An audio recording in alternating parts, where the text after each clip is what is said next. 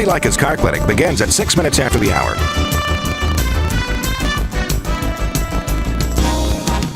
Countdown to 1 minute mark. 5, 4, 3, 2, 1, mark.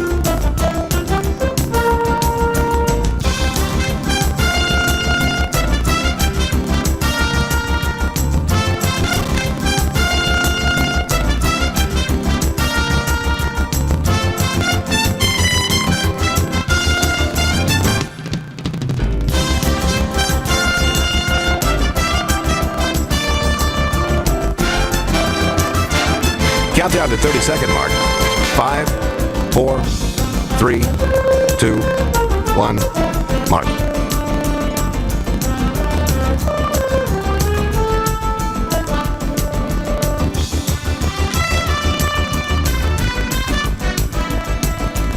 Countdown to 10-second mark. 5, 4, 3, 2, 1, mark.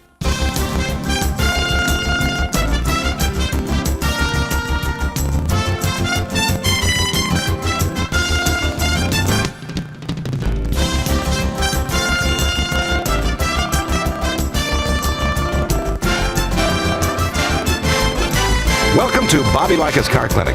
If you have a car question for Bobby, call now at 1-800-264-5454, toll free from anywhere in America. And now, here's your host, Bobby Likis. And thanks, Marty White. I want to welcome you to today's edition of Bobby Likis Car Clinic. Hang around with me and ride along for this next hour, and we're going to talk cars, actually for a couple of hours. This is the first of 2 hours. Come to you every Saturday from 10 till actually for a couple of hours. This is the first of 2 hours. Come to you every Saturday from 10 till noon Eastern Time on your local AM and or FM radio stations. We also are in HD on videocast, and we videocast this program via Google on our YouTube HD channel in full HD. So I'll wave at the camera. That site is watchbobbylive.com. Not that you would want to watch Bobby live, but you can hear some really cool interviews and some information that you just can't get anywhere else about automobiles. Last week, I promised you that I would share with you the information about the electronically assisted engine thermostat. That's right. A computer-controlled thermostat? Really? Really? Inside the engine? Really? Wires inside the engine? Well, that's a given. That's what today's all about. That coming up, and your calls at 888-227-2546. This segment of Bobby Likis Car Clinic is brought to you in part by K&N, the original performance air filter of NASCAR. Superior airflow, superior performance. Drive over to knfilters.com for all the information and for more reasons why you should upgrade your car, new, used, old, classic, to a K&N filter. Back with your calls at 888 Car Clinic. Let's go to the Car Clinic mailbag. Here's a question from Jimmy in Jasper. Bobby, I was talking to a friend of mine who works at a Car Clinic mailbag. Here's a question from Jimmy in Jasper. Bobby, I was talking to a friend of mine who works at an auto dealership, and he told me oiled air filters are not recommended for new cars. I've been listening for many years, and I know K&N is a big sponsor of your show. Aren't K&N air filters oiled cotton?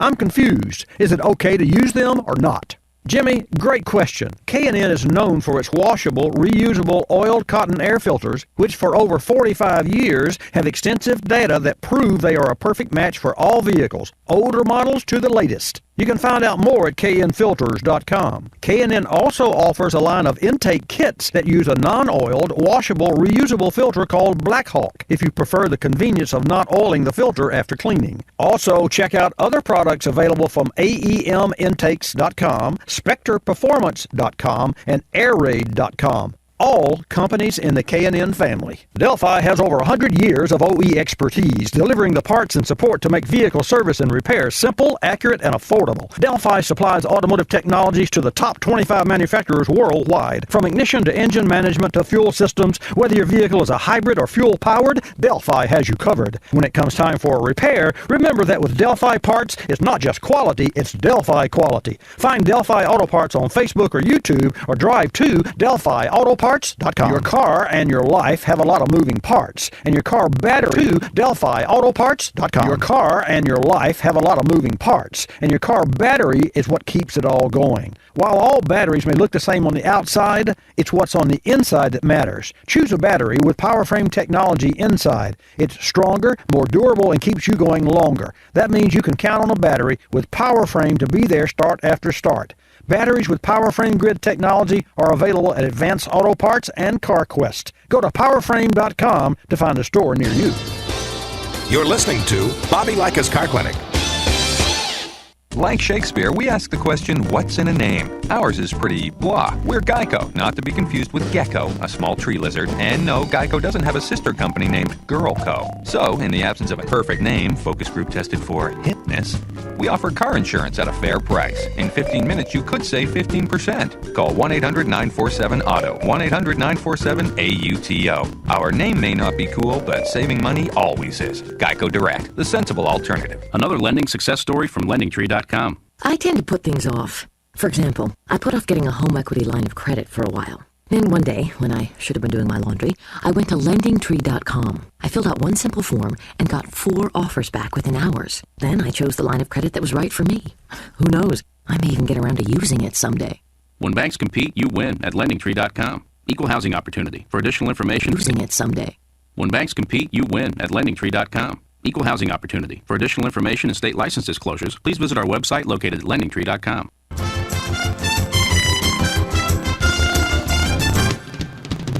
And now back to Bobby Likis Car Clinic and your host, Bobby Likis. Okay, let's get started with this segment of Bobby Likis Car Clinic. Lots of information I want to share with you, but I want to issue to you and offer an invitation to give me a call. Allison will take your calls at 888 Car Clinic, and I'll give you the number so you don't have to transpose all those letters. It's 888-227-2546, and put you in the queue, and I will put you on the air. I want to share this with you because it's relevant and it's exciting, and it's an event that I was fortunate enough to have been invited to just yesterday, which gave me actually a great excuse to take off work. and for those of you who know me, that's sort of unusual for me to take off work, but indeed I did. The reason? To go out to the Naval Air Station here in Pensacola, Florida, and take a sneak peek at the Blue Angels Air Show. And in addition to the Blues, the Navy's fantastic flight demonstration squadron, in addition to that team's fantastic flight demonstration squadron, in addition to that team, we saw some very acrobatic events from the pre-show, and the pre-show included this one lady, and I wish that I could remember her name. I should have written it down, but she was something over 1,000 performances, and she was on this bi-wing plane, hanging onto the bi-wing plane with a strut, and then she at 150 miles per hour, and then she crawled up onto the top wing, literally. I watched as much as you could see, and we were, I don't know, maybe 300, 400 feet away from her, from the plane as it flew by on the tarmac there, which is where we were. It was a fantastic event. And she crawled up, and there was like a crow's nest up there, which was nothing more than a waistband that went around her waist, and then a couple of footrests.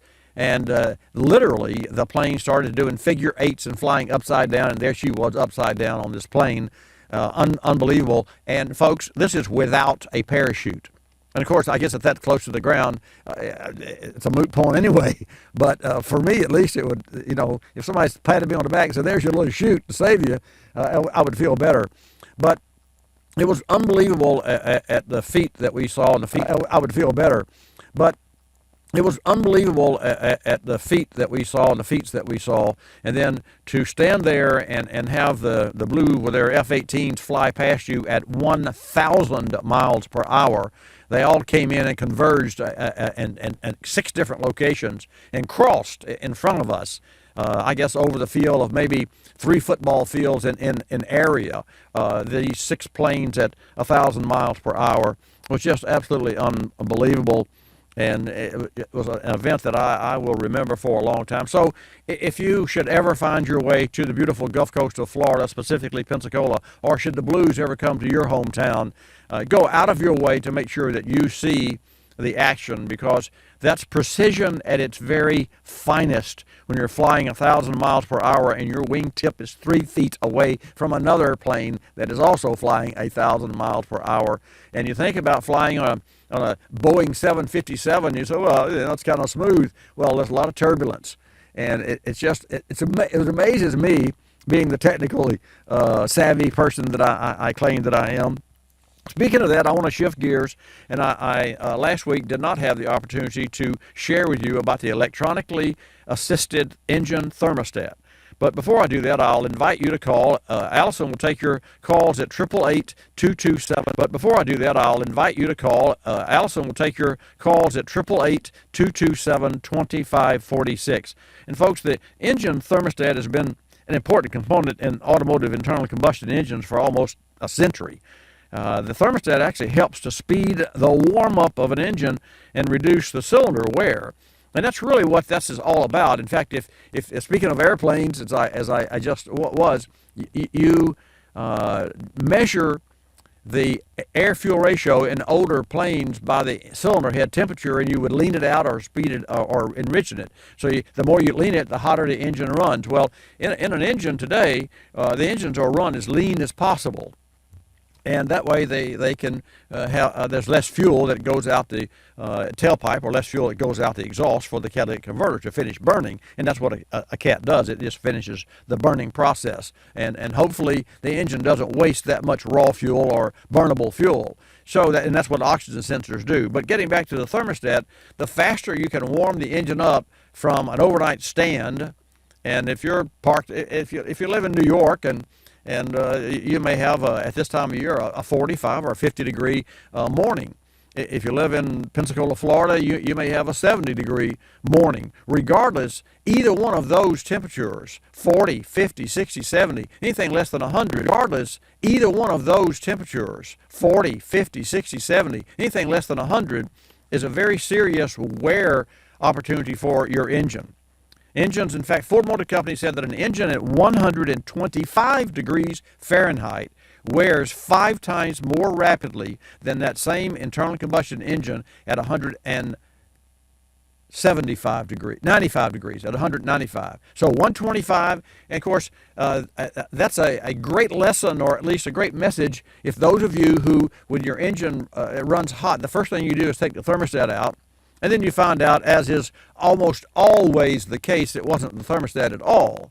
But in some cases, let's just say the thermostat failed and you took it out, your engine then, from that point, not only begins to wear 5 times more rapidly because it's longer in that 100 degree, 125 engine temp range, but it also eats gasoline, 5, 8, 10 miles per gallon. Why?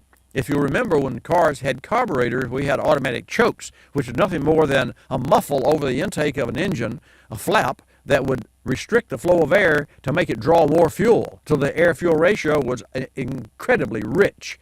And that's why in older cars you see a lot of black soot on the driveway when you fire your engine up. So all of that there are physical reasons for all that. The thermostat, of course, there are physical reasons for all that. The thermostat, of course, stops the flow of water, of coolant, in your engine through the radiator.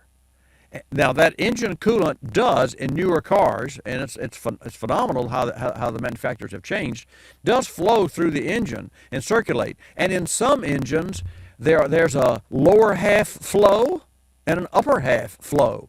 Why?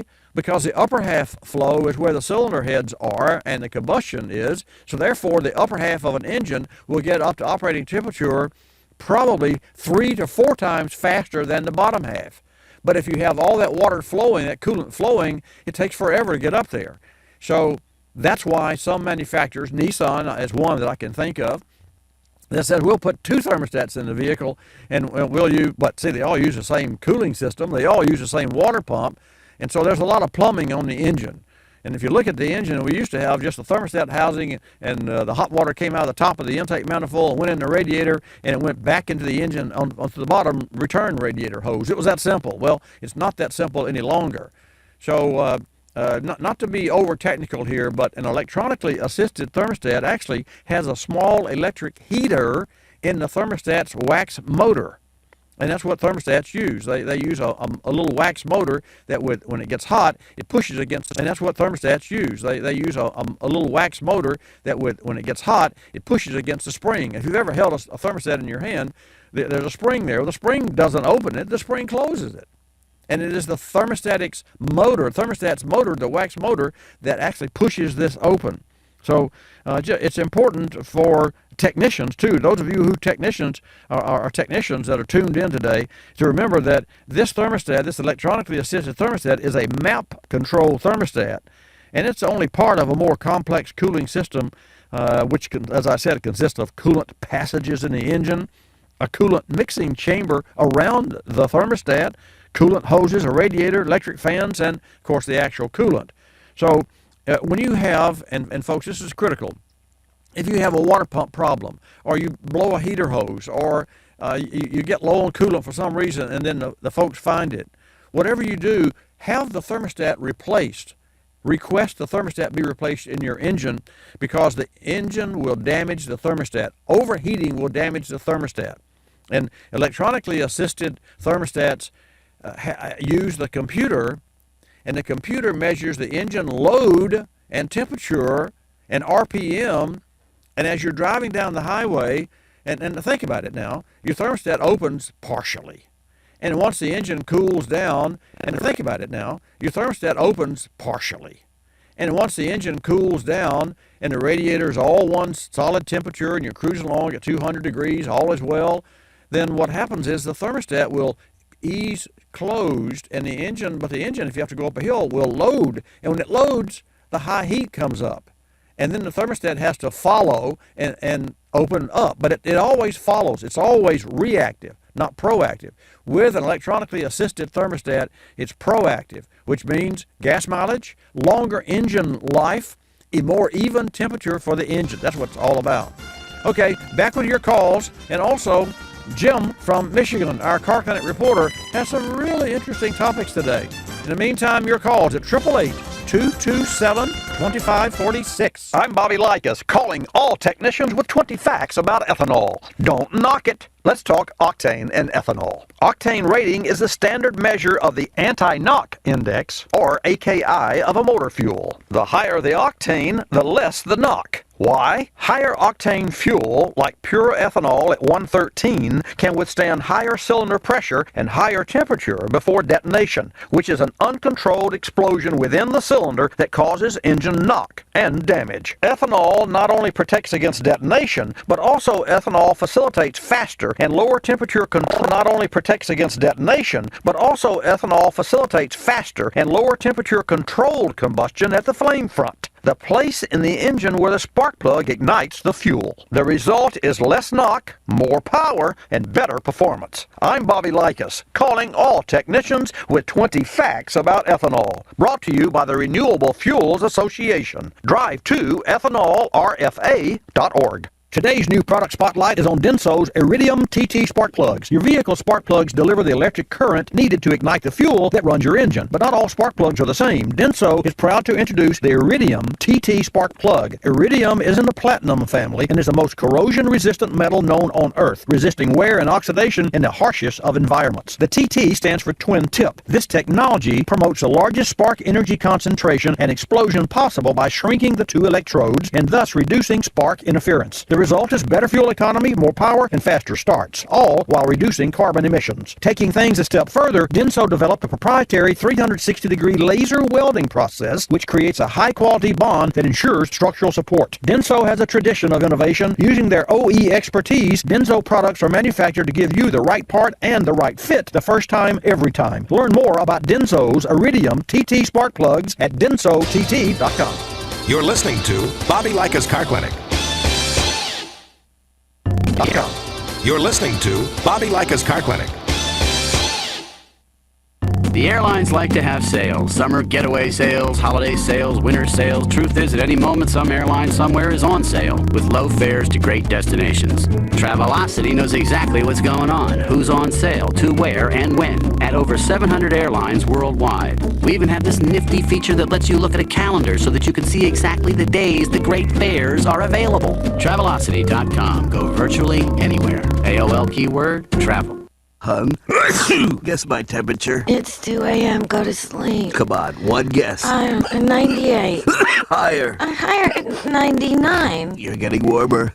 Wait, I'm getting warmer. Cold symptoms keeping you from getting a good night's sleep? Get NyQuil, the nighttime sniffling, sneezing, coughing, aching, stuffy head, fever so you can sleep better to feel better medicine. Use as directed. One more guess. 100. Yes. Tell her what she's won, Bob.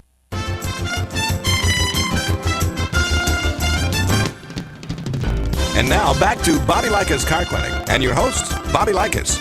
And welcome back. I hope you're having an enjoyable Saturday morning and that you're kind of kicked back and relaxing after a great week's work and or play, whichever category that you happen to have fallen in. I want to invite you all to participate today. Category that you happen to have fallen in. I want to invite you all to participate today at 888 Car Clinic. Allison will take your calls at 888-227-2546 if you have a car question.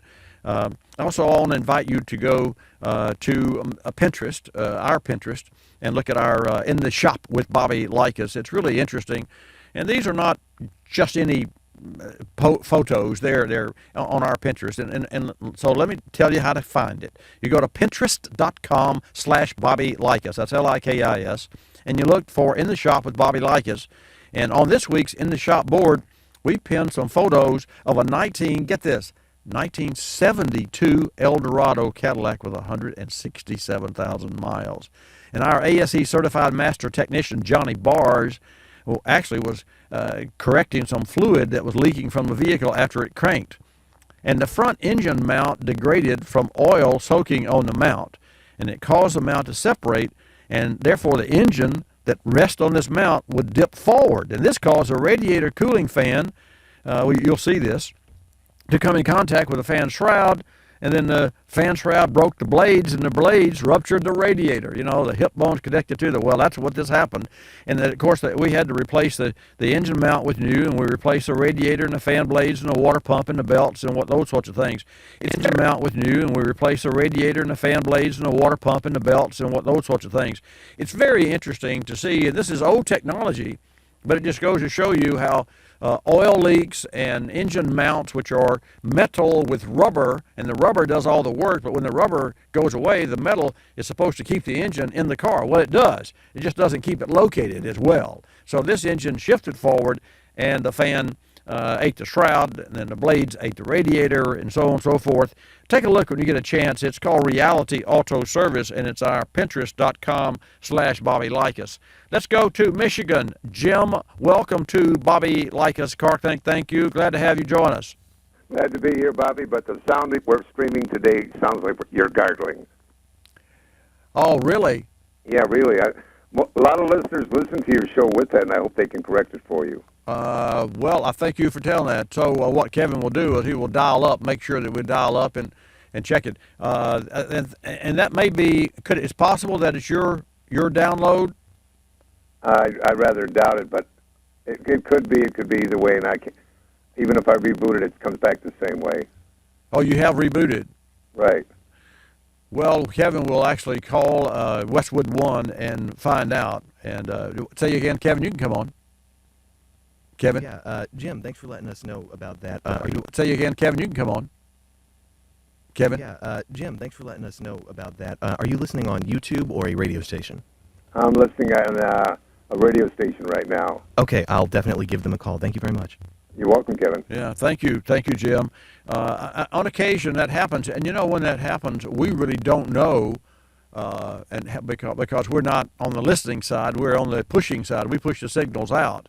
But I really appreciate you telling us that, and we have a direct line directly to the control room for any of those stations that have a complaint or a challenge with that. So again, I really appreciate that, Jim. Well, let's get into the meat of your report. In the meantime, that'll give Kevin an opportunity to connect with New York, and we'll get that technical issue squared away. Thank you so much again for letting us know. I appreciate that. Not a problem, Bobby. Let's get on with the car clinic report. Serious this week. We're not going to celebrate a holiday. We're going to be serious. However, we will say a tragic incident. George Barris, the man who was known for modeling famous cars from famous TV shows like the Batmobile that he produced, like the car from the Munstermobile, and the car from Kit from Knight Rider, passed away at 89 on Thursday in California. A great guy that knew how to form cars. 89 on Thursday in California. A great guy that knew how to form cars to be popular for the public on the TV shows. He was that, and I met him in Las Vegas at SEMA. And of course, SEMA was this past week, but maybe it was 8 or 10 SEMAs ago. I forget now, but I met him, and he was an icon in the industry. Anyone that ever looked at a customized car of any kind, George Barris's name would come up. And as I remember, one of my heartthrobs was a 50 model Mercury with all of the door handles removed, and that was a very rounded turtle-looking shell, if you could picture the vehicle. It was one of my first cars that I ever wanted. It wasn't my first car that I ever got, but it was one of the cars that I did have along the way to the several cars that I've had the pleasure of owning.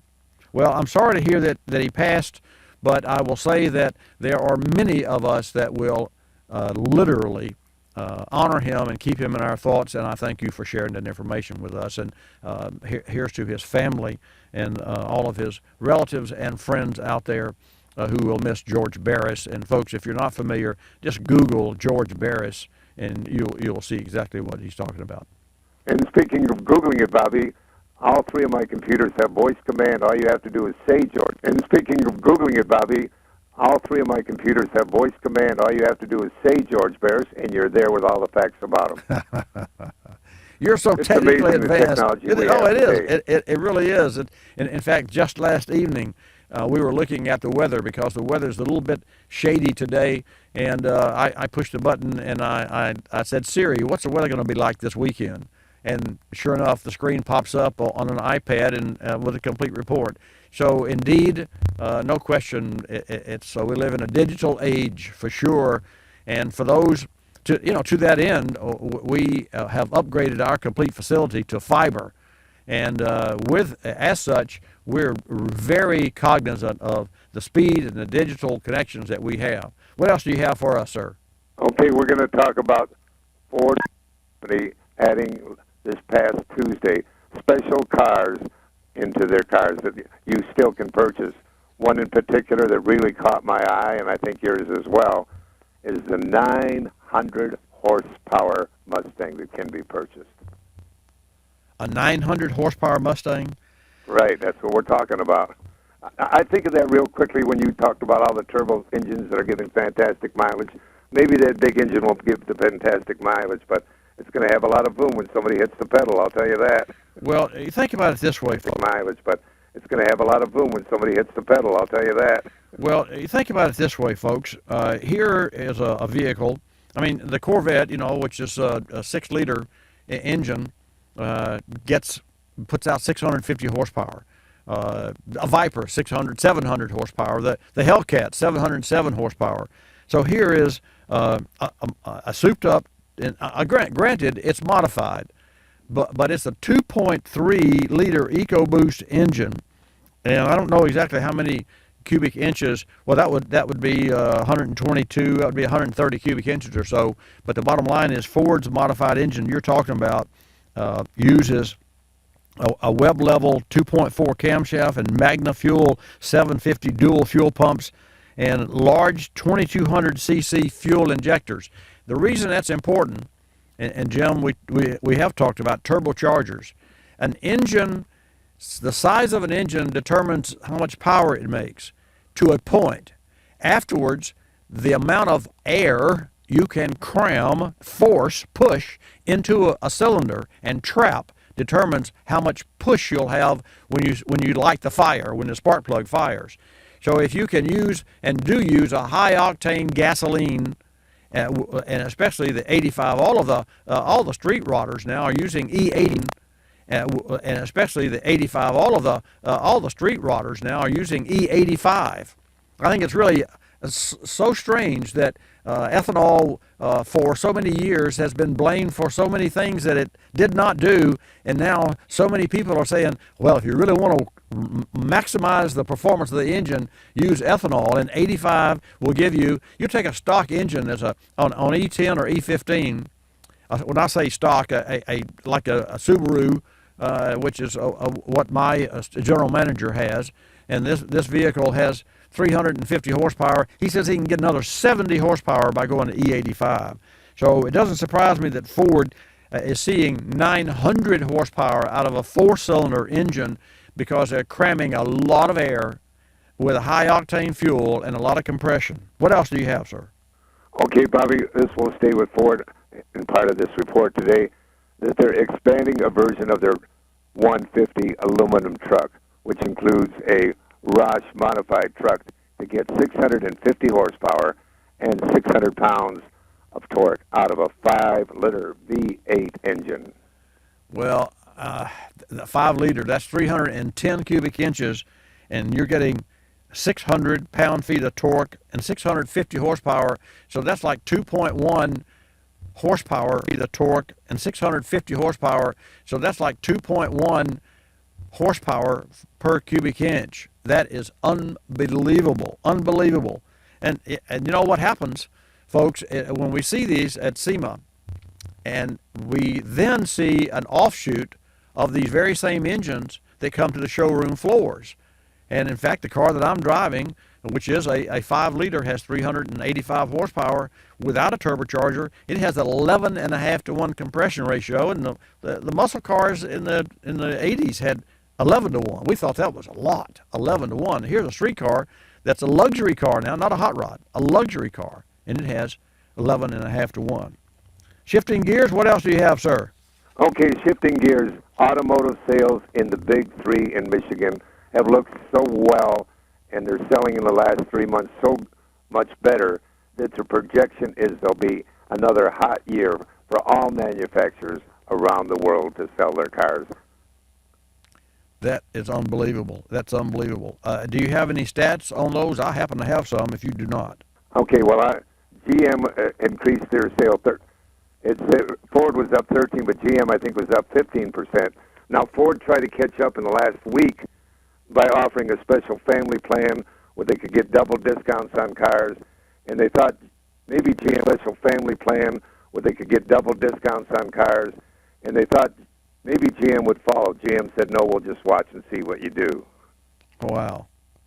And what about the others? Toyota, Nissan? Well, Toyota and Nissan are doing tremendous in sales, and they're projected to give a good year as well.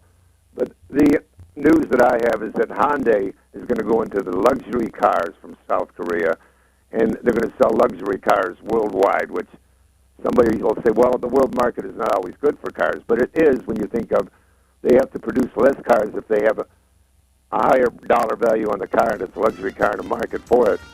They don't have to produce as many and still come up with the same amount. Absolutely, absolutely. Well, there's the hard break coming up.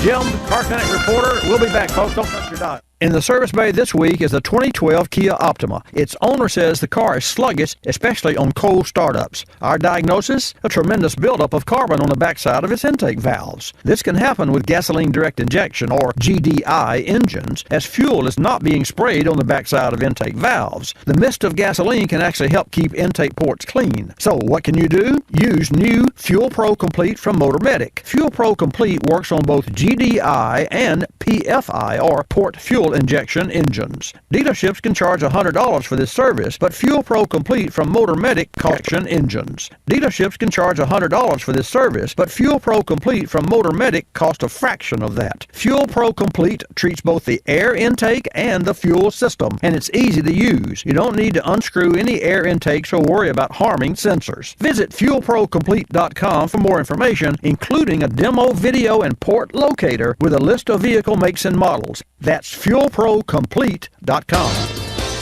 You're listening to Bobby Likis Car Clinic. Waking up can be a chore, but morning's knocking on my front door. Know just what I'll do.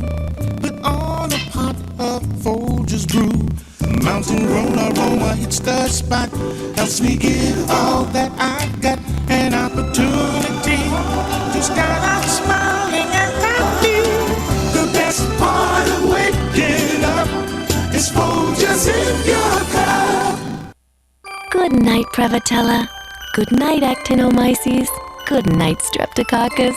Germs, millions of them. They've been building up in your mouth all day, and some of them can even lead to the gum disease gingivitis. Say goodnight with Listerine. Just 30 seconds of Listerine before bed kills germs, even germs that can cause gingivitis. Use Listerine every night and go to sleep with a healthier mouth.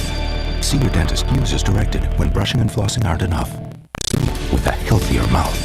See your dentist. Use as directed when brushing and flossing aren't enough.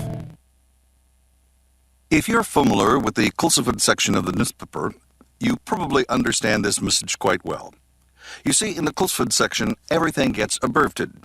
Consonants, vowels, prepositional phrases, the very building blocks of our language are thrown right out the window. And that makes it difficult when you're trying to sell your car. You've got a limited amount of space to work with, and by the time you abbreviate the description of your car down to a couple of fragmented sentences, it sounds less like a car and more like a Bluck sedan with sniffed like new condition lemurs. No wonder more people are selling their cars through eBay Motors. They can post unlimited text and photo descriptions, and with a nationwide marketplace, they're likely to sell it for more. Plus, both parties can be covered by eBay's Vehicle Protection Program. Buyers are happy, sellers are happy, and no one's abbreviating. eBay Motors, a better way to sell your car.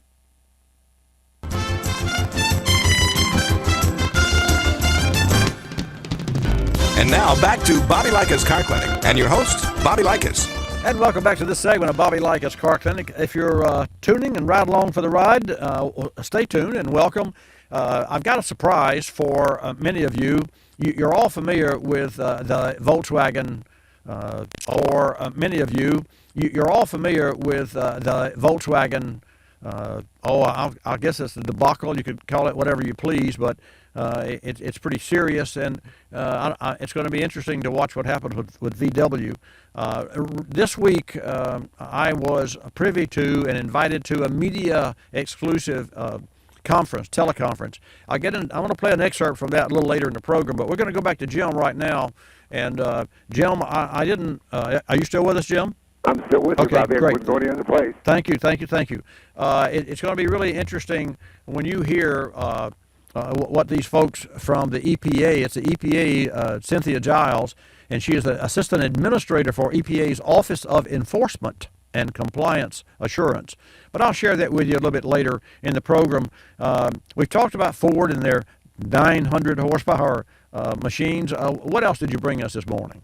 Okay, Bobby, in quick reference to what you just said about Volkswagen, I guess they have a problem with their brakes that yet has not caused an accident, but they warn you if your trouble light is coming on for the brakes to get your car back into the service area. They don't need problems on top of problems. They want you to make sure your car is corrected and serviced. Well, so this brake thing is something to be aware of. You realize here's the challenge that I have, and here's the challenge that I think that consumers have, and here's the challenge that I have, and here's the challenge that I think that consumers have, and we're all consumers. We sooner than later turn a deaf ear to recalls because we hear so many recalls, and it's like, well, aren't they making cars right? Or aren't they making them to start with? The reason that we're hearing so much news is because we live in a digital age where there's so much instant communication. So if you're GM and you're making 1 million cars, you make them one at a time. So if you've got 100 of those cars finished, and they're at the end of a day, let's say the end of a shift, and you've got 100, and 100 hit the car lot, and then of those 100, 50 hit the door and are sold, and of those 50, 3 come back for service. And you can multiply this times 100 or times 1,000, 300, 300,000, 3 million, doesn't matter.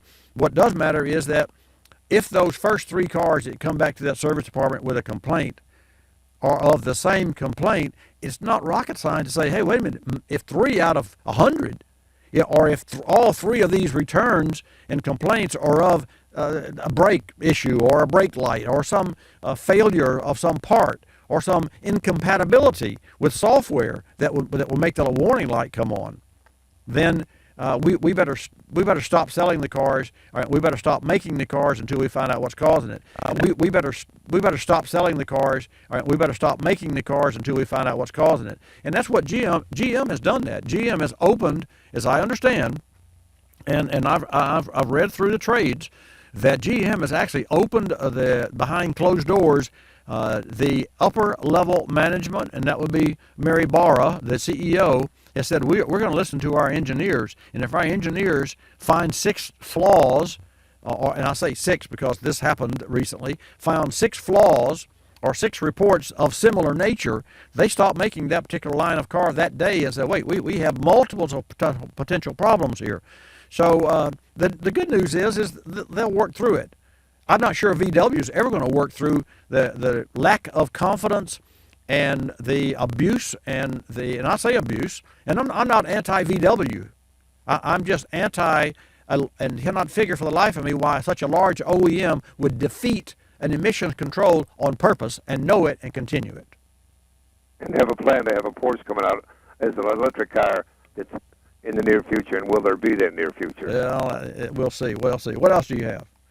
Okay, Bobby, we're going to talk about Google and the fact that CarPlay has opened up in your cars where you can download apps from your car, too. And is the security still going to be there to protect the car? Or is this going to be another car, too? And is the security still going to be there to protect the car? Or is this going to be another challenge for automakers to make sure that your system in your car is secure? I think that's always been the issue.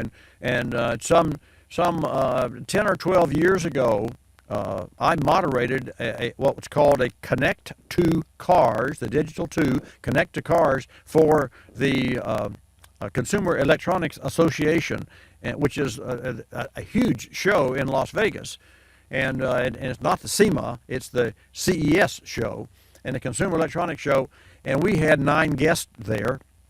And our whole, the core idea was to allow each one of those guests, and one of the guests was from Microsoft, and he was in charge of the transportation division, which means the automotive division of Microsoft. Another gentleman was from the cell telephone company, Sprint, Joe Avercamp, one of the most brilliant men that I think I've ever met. And later on, he actually came and sat in with me and did a session here in Car Clinic Studio. And then there were other people there as well, one from Johnson Controls. And each of these individuals gave a 15-minute presentation. And it was the hopes of the Consumer Electronics Show that we would find some place in their some place in their presentation where they were opening up what they had planned to do with regard to allowing the aftermarket to penetrate the dash control, or it's not the radio any longer, it's the head unit. And the head unit is the computer unit that controls all that. So it's going to be interesting if the OEMs, the car makers, allow CarPlay and or Google to get into their system. And then it's all about what? Data mining. And you know, Google's number one in the world in data mining. I would have to agree with you there completely, Bobby. And an important thing I must mention about Toyota that we started off today in an early report, that they've gone up 13.5%, and their profit has gone from $539 billion to almost $615 billion, and that was partly as a result of the economic currency value in the world. But again, that's another improvement in car dealers across the world. and let's hope the economy stays good for the car dealers, because it will stay good for everybody, because everybody relies on transportation to get their job, whatever they do. Whatever they do. Jim Ross, Car Clinic reporter. Jim, thank you so much for your update and always for your participation. Car Clinic reporter Jim, thank you so much for your update and always for your participation and sharing with us the latest and greatest information when it comes to cars and Google and Apple and all things that have to do with the digital age that we live in. Thank you so much. You're welcome, Bobby. Always a pleasure to be with you. Okay, folks, earlier this week I was invited to participate in, as I said, a media-exclusive conference call wherein EPA announced the second notice of violation of the Clean Air Act to Volkswagen. On the call were Cynthia Giles, as I've mentioned. She's the Assistant Administrator for the EPA's Office of Enforcement and Compliance Assurance. Also on the call was Richard Corey, Executive Officer of the California Air Resources Board. And also present on the calls were numerous journalists, including representatives from the Detroit News, the New York Times, Wall Street Journal, Associated Press, USA Today, Time, and several more. I'd like to share an excerpt from the call. This is an unedited portion of the call that I collected using my cell phone in my office so that you as listeners can hear what EPA had to say. Kevin? For model years 2009 through 2015 include defeat devices that circumvent EPA emissions standards. 15 include defeat devices that circumvent EPA emissions standards. Since then, as part of our ongoing investigation, and as we have publicly stated on multiple occasions, EPA, the California Air Resources Board, and Environment Canada have continued to test other light-duty diesel vehicles, including from VW. That testing revealed that VW has once again failed its obligation to comply with the law that protects clean air for all Americans. Today, EPA sent a new notice of violation to VW for manufacturing and installing defeat devices in diesel light-duty vehicles equipped with 3-liter engines in VW, Audi, and Porsche vehicles for model years 2014 through 2016.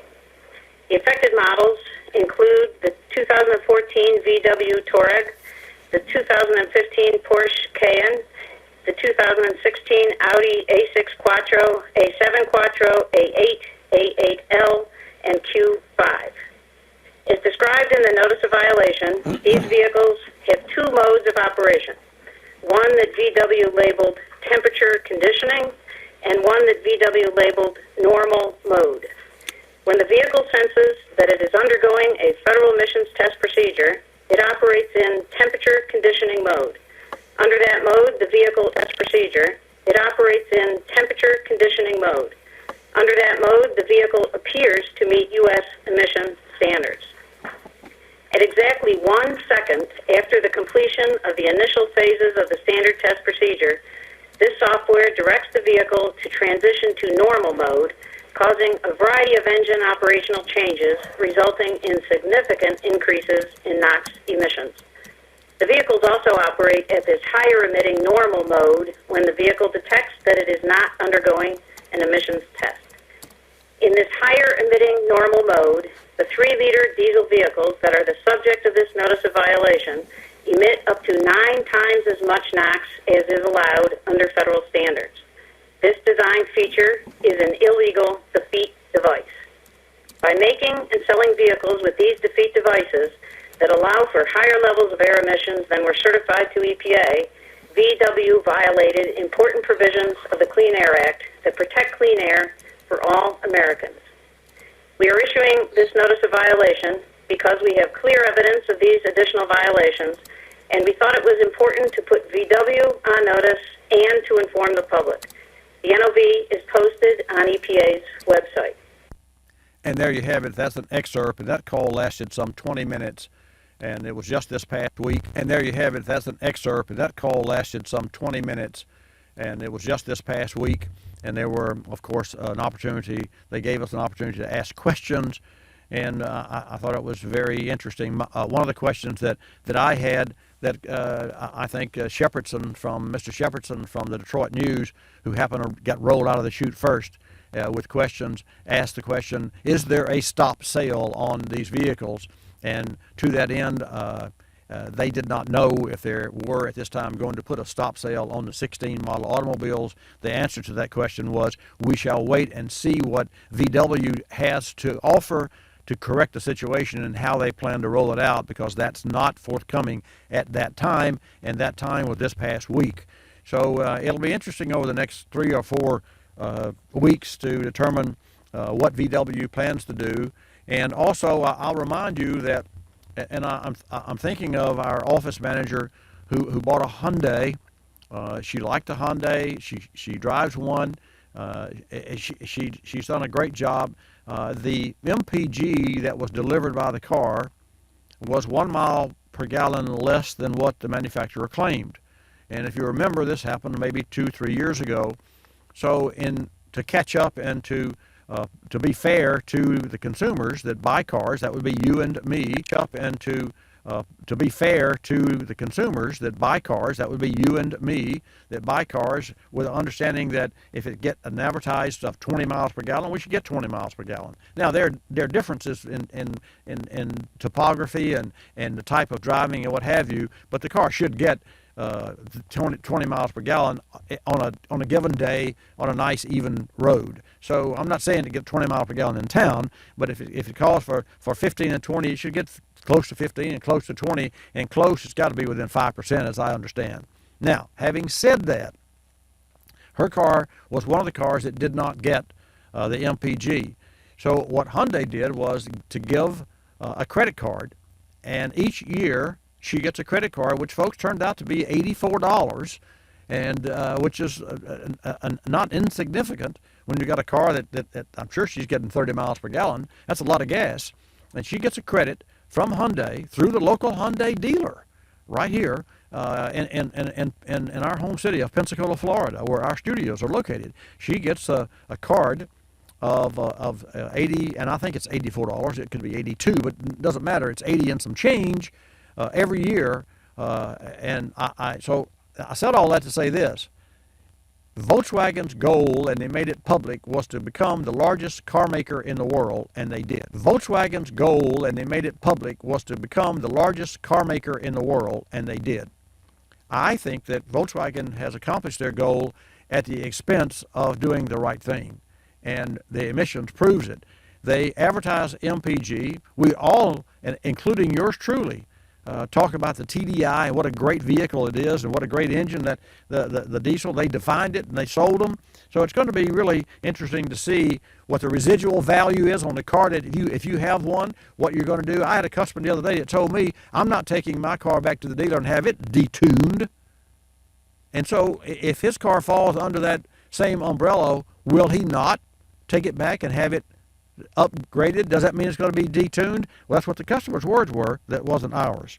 Hey, we've got another hour coming up. I'll be taking your calls, so sit back, take a break, and relax. I'll share with you in next hour the average gas prices across the nation, which is very interesting. They continue to fall in all regions. Also, I'll share with you other information that you just can't get. And mainly, I'm here to take your calls and your questions at 888 Car Clinic, and watch Bobby live. Thank you so much for tuning in this first hour of Bobby Likis Car Clinic. I hope you're feeling well. I hope today is a fantastic day for you. I'll be back. Like us, you'll love us. I hope today is a fantastic day for you. I'll be back. Like us, you'll love us. This is Bobby Likis Car Clinic. Bobby Likis Car Clinic is a copyrighted presentation of Car Clinic Productions Incorporated and may not be reproduced or rebroadcast without the express written approval of Car Clinic Productions Incorporated.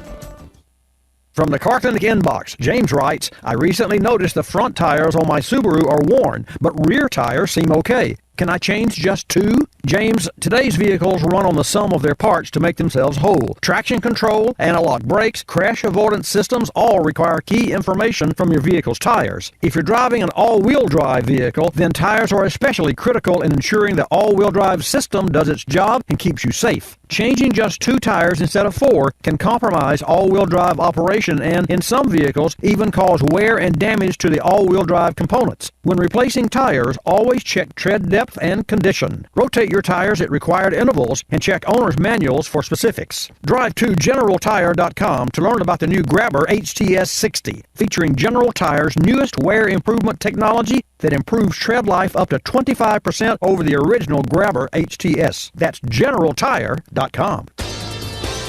You're listening to Bobby Likis Car Clinic. Bob! You're listening to Bobby Likis Car Clinic.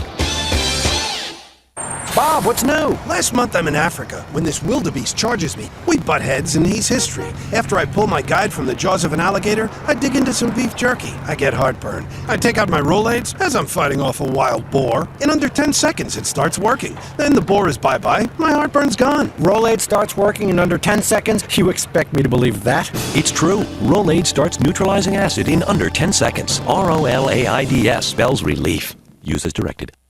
While Johnny Kim was getting ready for the first customers of the day, someone else was looking at larger space for his growing business. At 3 o'clock, while the Curtis family was watching their daughter's soccer game, someone else was walking a prospective tenant through one of their apartment buildings. And while Carmen Delabar was preparing for a fashion show, someone else met with an appraiser about her investment property. You've got a life. We let you live it.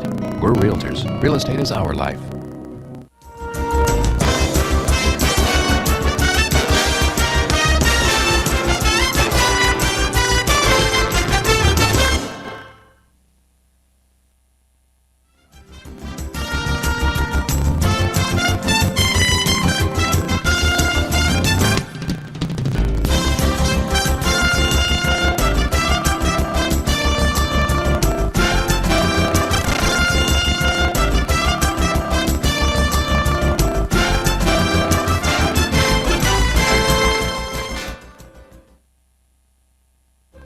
Bobby Likis Car Clinic begins at 6 minutes after the hour.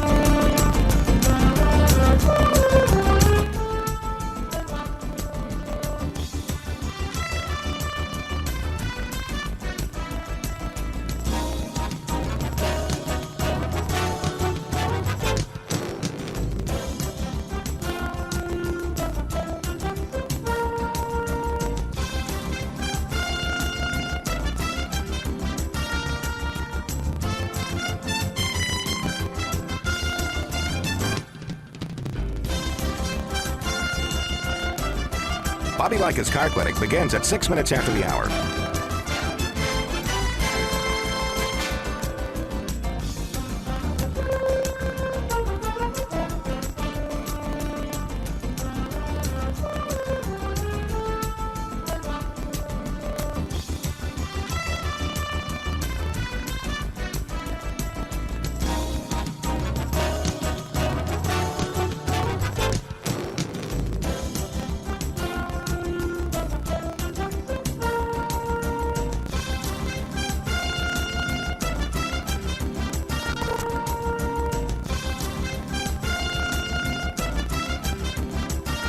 Bobby Likis Car Clinic begins at 6 minutes after the hour.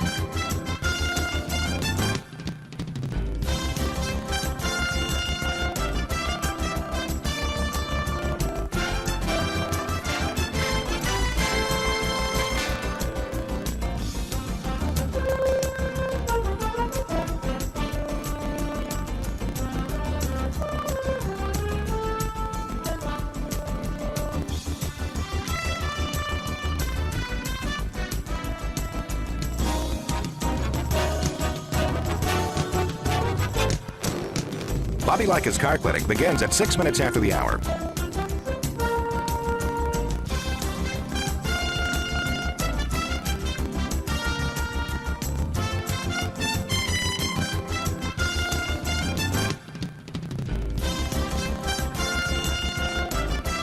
Bobby Likis Car Clinic begins at 6 minutes after the hour. Countdown to 3-minute mark. 5, 4, 3, 2, 1, mark.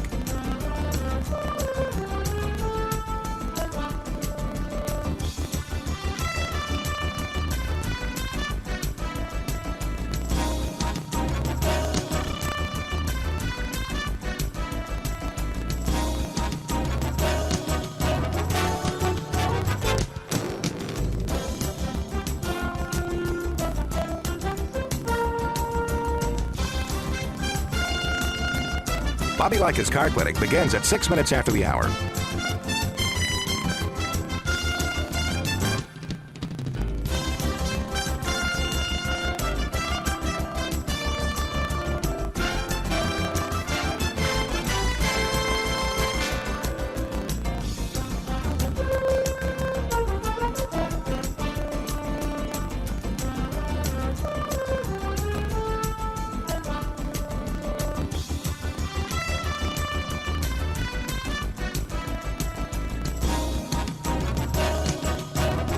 Bobby Likis Car Clinic begins at 6 minutes after the hour.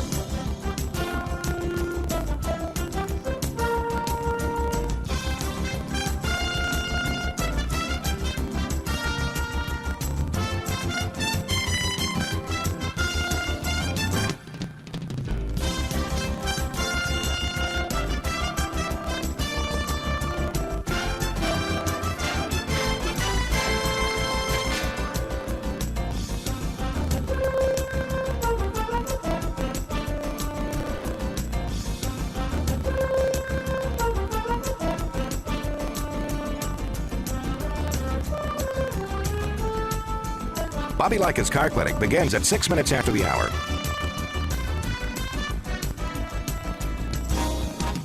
Countdown to 1 minute mark. 5, 4, 3, 2, 1, mark.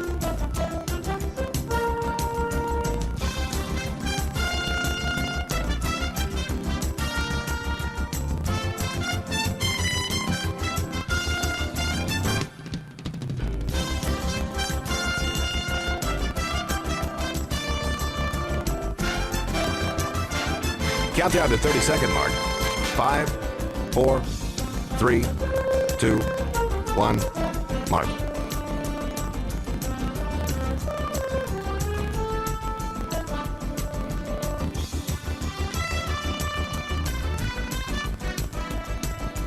Countdown to 10-second mark. 5, 4, 3, 2, 1, mark.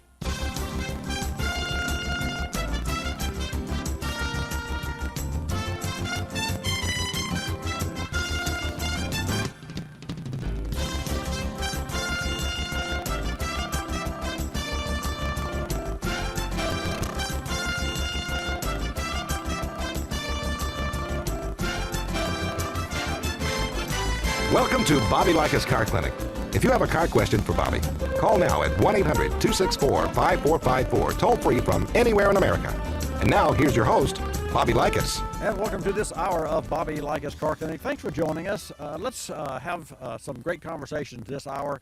I see that we have a couple of calls already in the queue, so now's the time for you to get connected before we get toward the end of the program or mid-program, and you don't have a line open to get in. The number is 888 Car Clinic. I'll make it easier for you. It's 888-227-2546. I talked about gas mileage. I'll share that with you when I come back from the break. The average of gasoline across the nation continues to drop. In no small part, as part of that reason, yours truly believes it's because of the price of ethanol and the fact that ethanol has a high octane rating of 113. So if I were an oil company, for instance, if I were BP, I could make an 84 octane, which is less expensive than an 87, and then I could buy 10% of ethanol and put it in my 84 octane. I would have 87, and then the overall price of the gasoline would be less at the pump, and yet I would still make good profit. And as it turns out, I recently read, if you did not, where profit. And as it turns out, I recently read, if you did not, where the last quarter profits were way over the top for oil companies, and you would think, well, how can that be? Because I thought, how can that be? When I come back, we'll talk about how that can be. How can it be? I don't know. Okay, let's talk. 888-227-2546 when I come back. Bigger isn't always better, but in the case of spark plugs, it can be. How? A bigger spark concentration and explosion produce a more complete combustion for increased vehicle power. Enter the new Denso Iridium TT spark plugs. The TT stands for twin tip, which generates the largest concentration and explosion. Denso's Iridium TT spark plugs also deliver better fuel economy and faster starts while reducing carbon emissions. And it's designed to last more than 100,000 miles. Learn more at DensoTT.com. In the service bay this week is a 2000 2010 Nissan Frontier. According to its owner, fuel economy is down and the vehicle is hesitating upon acceleration. Typically, this model vehicle can suffer from engine deposits for a variety of reasons. With no diagnostic codes or check engine light to work with, engine fuel trim is telling the tale. Our conclusion? Carbon buildup on the throttle body, intake valves, and piston tops. The answer? New Fuel Pro Complete from Motormedic. Not your everyday fuel system cleaning kit. Fuel Pro Complete cleans both fuel and intake sides of the system. Most fuel system cleaners, Fuel Pro Complete cleans both fuel and intake sides of the system. Most fuel system cleaners only clean through the gas tank. Fuel Pro Complete also cleans through the vacuum line. For newer cars, it cleans the top of GDI engines. For older cars, Fuel Pro Complete tackles traditional fuel system cleaning and intake cleaning. Visit FuelProComplete.com for a demo video and port locator with a list of vehicle makes and models. That's FuelProComplete.com. Spending more time at the pump? Vehicle warm-ups taking longer? Maybe time to replace your engine's thermostat. Your engine's ability to reach and maintain proper operating temperature is key to better fuel economy, optimum performance, and lower emissions. Stance Superstat features heavy-duty springs to return the thermostat to the closed position and prevent cold running, and Superstat's unique design more accurately meters coolant until desired engine temp is reached. For more reasons to choose a Superstat, drive to stat.com. You're listening to Bobby Likis Car Clinic. Another lending success story from LendingTree.com. Car dealers like playing games. They play percentage points, they play markups, but I don't like playing with my money. So I got my auto loan through LendingTree.com. I filled out one simple form, a marketplace of banks and lenders competed over it, and I got 4 offers back within hours. After all, the car buying game is a lot easier to win when you're holding all the cards. LendingTree.com. When banks compete, you win. For additional information and state license disclosures, please visit our website, LendingTree.com. When banks compete, you win. For additional information and state license disclosures, please visit our website located at LendingTree.com. This is Willie Works. Hello. Back to answer all your laundry questions, like how to get out those tough embedded odors. Like when your husband comes back from the plant. Woo! Smelling like he brought the whole place home. Or when one of the cows escapes and you have to wrestle it to the ground. What? I think that's a good one. They're all good ones, and I have the solution. Febreze for the wash. Just add a capful with your detergent and odors disappear. Wow! 1 capful is all it takes? Yep, Febreze for the wash. 1 cap, 1 wash. And say goodbye to odors.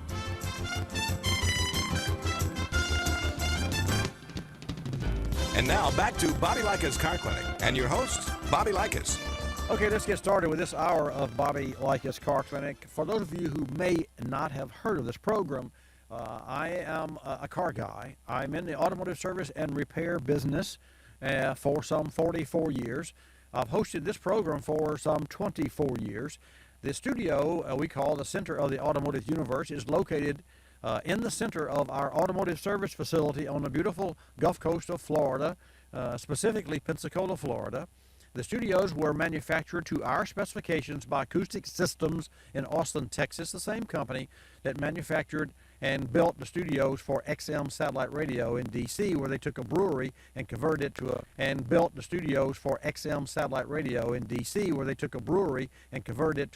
a network broadcast studio network. So all that being said, this is the place to be where I'm sitting right now in case of any hurricane. I can assure you the floor weighs some 10,000 pounds, the walls are 4 inches thick, and it's all isolated and it's off ground. So you could flood this whole building, and you'd have to, and the building is highly elevated, but you could flood this building and you'd have to flood it 8 inches before you'd ever reach the inside of the studio here. So it's very interesting. It's a great place for me to work, if you can call this work. It's a great place for me to converse with you and to help you. And by helping you, I share information that I've learned and gleaned over my 44 years in automotive service. And I love technical. I'm a technical, I call myself not a guru, but I am self-taught to that end with regard to technical, and I like to take things apart. I think that's a part of the automotive side of me, and find out what makes them tick and put them back together again. And I did that and have done it all my life, and the only problem that I really ever had with when I was growing up was I could not put all the pieces of a clock or a watch back together. I always had pieces left over. With automobiles, if I had a nut left over or a bolt, I would dig in there until I found where that nut went. If I had a nut left over or a bolt, I would dig in there until I found where that nut went. Very interesting. and I'll take your calls now. We're going to go to Howard first, and I'll give you the numbers. Make it easy. It's 888-227-2546. I'll remind you that the only dumb car question is the one not asked. So if you've got a car question or your car's in the shop and you're asked to spend X amount of money on your automobile, what should you do? I'm your man. I will advise you and give you the benefit of my knowledge so you can make what? Your own educated decision. Howard, welcome to Bobby Likis Car Clinic. You're first in and you're first out of the gate. Thanks for taking my call, Bobby. My pleasure, sir. Okay, I got a 2002 Monte Carlo, 6-cylinder, 98. What happened is that I stalled on the highway, and I had it towed to Chevy, and they did it. There's a recall on the ignition switch. So I understand that. I understand also that you should never have your key in the ignition switch with other keys hanging for some reason. I don't understand why that was affected. But anyway, I never did. I always kept just one key in the ignition while I was driving. And then after I had the recall, about a week later, it stalled again. So this time I had it towed to my mechanic. My mechanic had it for 2 weeks, and he said he has a clue. And he said, my mechanic had it for 2 weeks, and he said he has a clue. And he said he put in an ignition switch sensor. I don't know if he checked codes or anything, or if any codes came up. But he gave it back to me, and with 2 miles later, it stalled out again, and I had it towed back to him. So can you give me any advice on what to do now? Sure, Howard. What year again was it? 2002 Monte Carlo, 6-cylinder. Well, because it's a 96 and later model automobile, it has the updated computer, which is OBD, Onboard Diagnostics, 2nd generation. So the fact that it stalled and there are no codes leads me to believe that it could be something as simple as a fuel pump or a fuel pressure issue. Most codes, not that a fuel pump going bad wouldn't set a code because you'd have low pressure, but if the pump physically if it had all the wires hooked to it and all the power going to it and it was grounded, the computer would not know that it wasn't running, except that the computer does check fuel pressure. So you could have a bad fuel pump that would cause this problem. I want to back up and might not set a code, but it would do this with regard to codes. So there are a couple of ways that I want to go here, but it would do this with regard to codes. So there are a couple of ways that I want to go here, but I want to make it as short and as understandable as I can and as in lay terms. Number one, even though there are no codes in your computer, your technician can look at the fuel trim. So write that down, fuel trim. Trim, just like you trim your hair, you trim your beard, a fuel trim. And a fuel trim doesn't leave a code, it leaves a history of evidence of what the computer had to do to trim the air-fuel ratio. And whenever there's a problem with low fuel pressure, obviously if you've got air going into the engine and you mix fuel with it and then you ignite it, there's a ratio there. But if you have low fuel, the air doesn't know. You step on the accelerator, it opens the throttle, so the engine pulls in air, and the proper amount of fuel is delivered by the pulse width of the injectors. Here I am, said I wasn't going to get technical. Okay, here's the bottom line. If you have a low fuel pressure and you turn the spigot on, you don't get as much fuel in the same amount of time as you did if you have high pressure, just like your hose at your house, water coming out of the spigot at your house. So the computer says, wait, the air-fuel ratio is incorrect. We need to trim this. So the fuel will be trimmed. That's not incorrect. We need to trim this. So the fuel will be trimmed. Not the pressure, but the amount of duration that the injectors are open. So fuel trim is one of those, I think is a blessing. It's a BGO, blinding glimpse of the obvious, for technicians who don't have a check engine light on, but they want to check the performance of an engine, and therefore you can look at what the history was. And so that's what I would suggest that your technician do, even without a code. And to that end, your computer can still have trouble codes or history of trouble codes without having the light on. So just because the light's not on in any automobile, I know this because I've done this personally on my car as recently as 2 weeks ago. And I had a multitude of codes that had accumulated over the period of 30,000, 28,000 miles the car has on it. Now, having said that, I like to go back. I don't believe that your engine stalling, dying problem had anything whatsoever to do with the ignition system or ignition switch recall.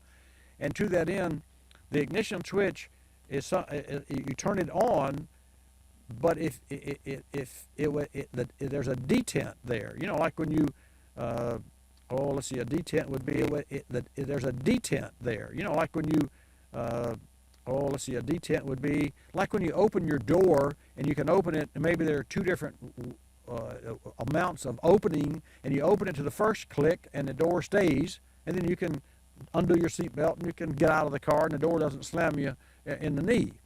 Or you can push it all the way open and you have more room to get in and out. That's called a detent.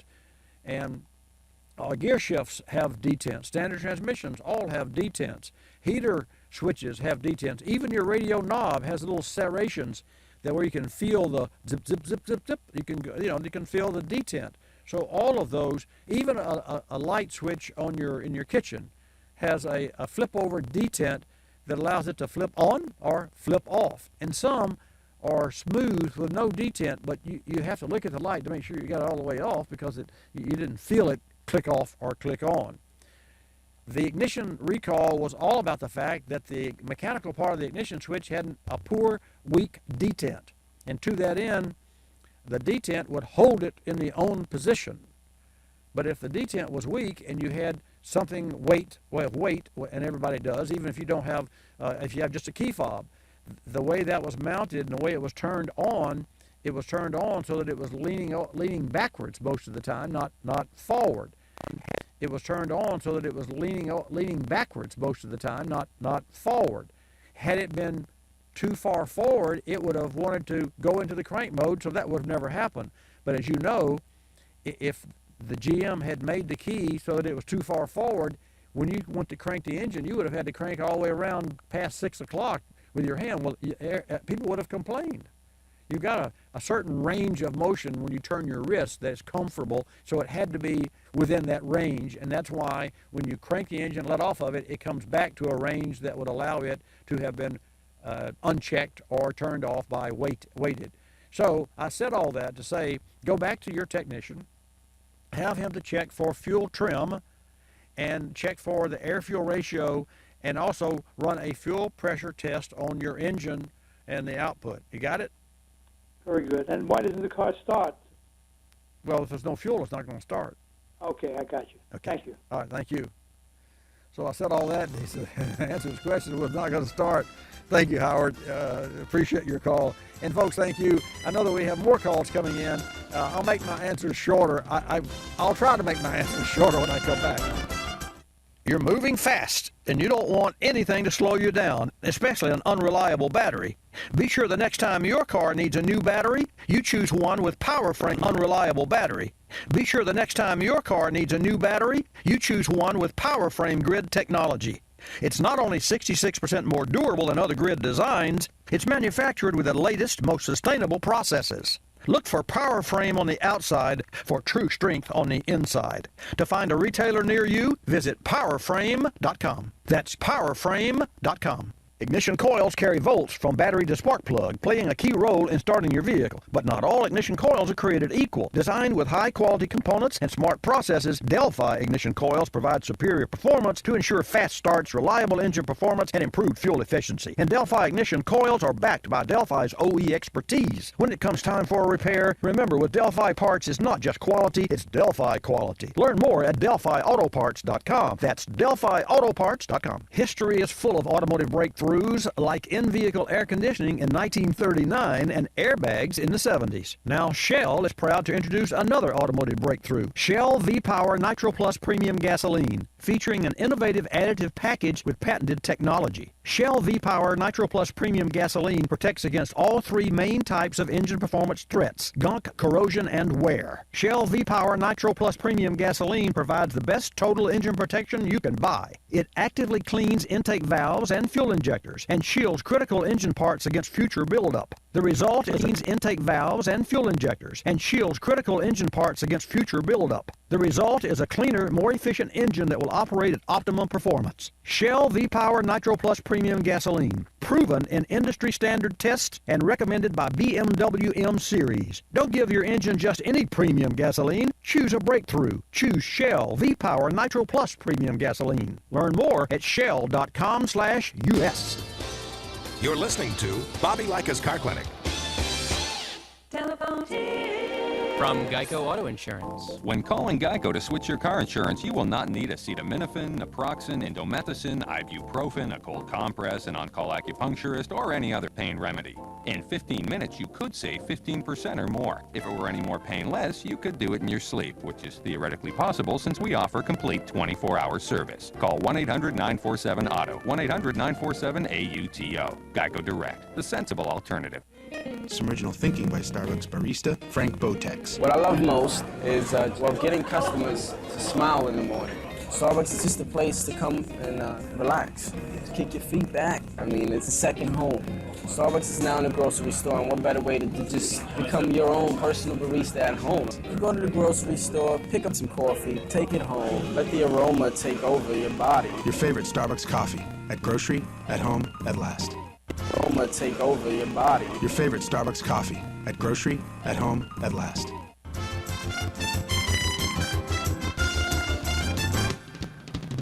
And now back to Bobby Likis Car Clinic and your host, Bobby Likis.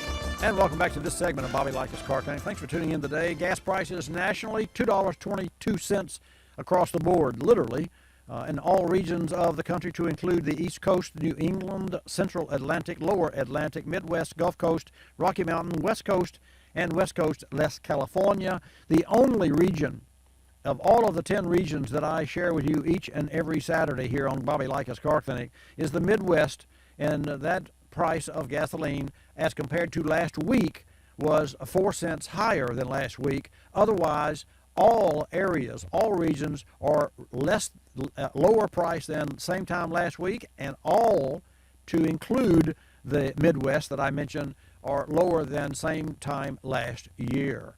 Amazing at gasoline prices. We'll go to John in South Carolina, who is up next and very patient. John, thank you for holding, for waiting. Welcome to Bobby Likis Car Clinic. Glad to have you in the house. Thank you, Bobby, and thank you for taking my call. My pleasure, sir. My question, and I'm sure you have been asked this before, but I have two vehicles, and I have four, but I have two vehicles, and I have burning non-ethanol gas, which I pay a little bit of a premium versus ethanol. I understand. Am I ahead of the game? Is it better for the vehicles to be burning non-ethanol? Does it make that much difference? I think I do get better gas mileage with the non-ethanol. And your cars are what year are your automobiles? Okay, I've got a 2014 Chrysler 300. It's a six-cylinder, and I recently purchased a used 2009 Ford Ranger pickup, four-cylinder. Okay. And on the Ford Ranger, I've got a couple other questions. Okay, I'll take those next. Then we'll talk about the MPG, and John, rather than answer with MPG, I'll answer with MPD. It's miles per dollar. So if you will take, number one, it's the potential for getting fewer miles per gallon with E10 at most is like 3%. 3%. E85, there's a larger drop in MPG. Too many folks, E85, there's a larger drop in MPG. Too many folks are misinformed and or choose to believe that MPG is all about the BTUs. And you see, ethanol has 76,000 BTUs per gallon, whereas gasoline has 113,000. So for that reason, so many folks that are uneducated to the truth about ethanol will claim, because of that stat, that gasoline produces more power because of that. That's just simply not the case. Look at the BTUs of diesel and the MPG of diesel, and it throws out the BTUs altogether. The final answer for MPG and ethanol and larger portions or higher percentages of ethanol has to do with engines that are optimized to run ethanol. Because for years, all of the engines that we have driven were optimized, which means tuned. I mean, and literally, that's really all it means. It means compression ratio, configuration of pistons and valve and timing and air-fuel ratio. That's tuned. So all of our engines have been tuned for gasoline and air-fuel ratio. That's tuned. So all of our engines have been tuned for gasoline.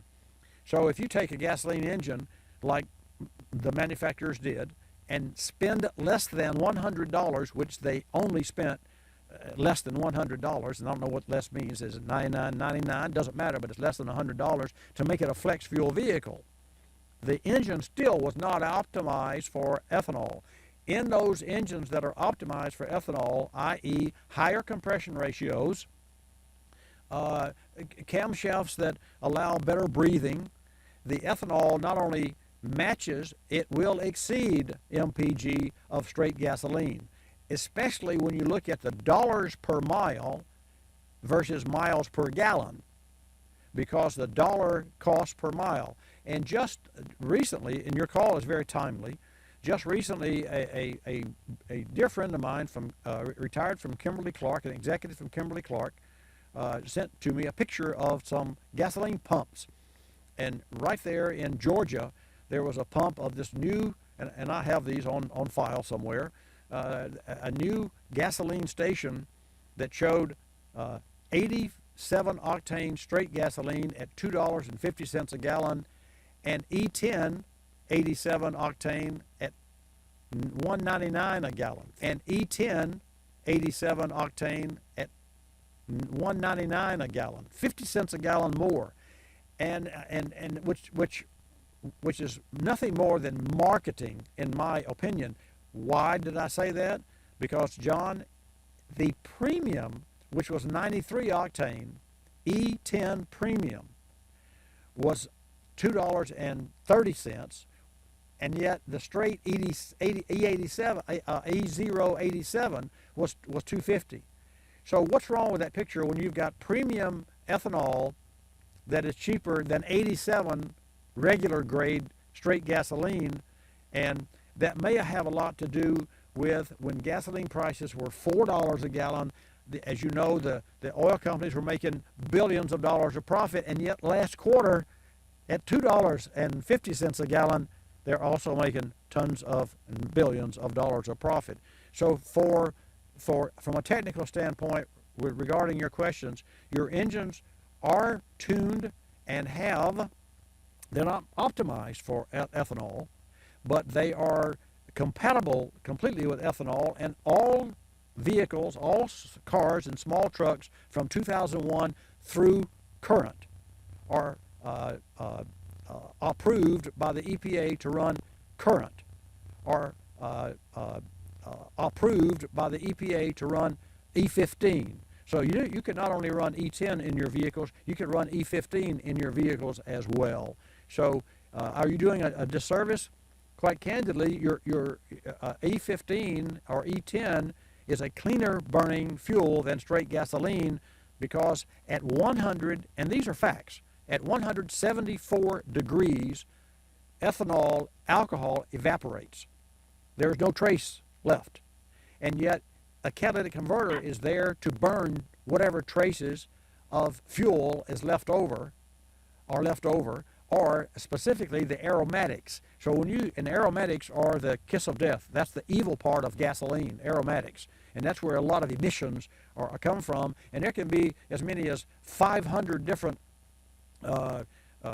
elements, although they're not 500 elements as per se, but there's mixtures of different toluene and other, and my memory escapes me now because I'm not a chemist, but I just share with you that you should use, by all means, the ethanol product because it saves you money and it runs cleaner out the tailpipe, and clean is what the Clean Air Act is what this is all about, oxygenate. And you had a call. Does that answer your question? Yes, sir. This is all about oxygenate. And you had a call. Does that answer your question? Yes, sir. You did. But you raised one other question. I got one quick question. Okay.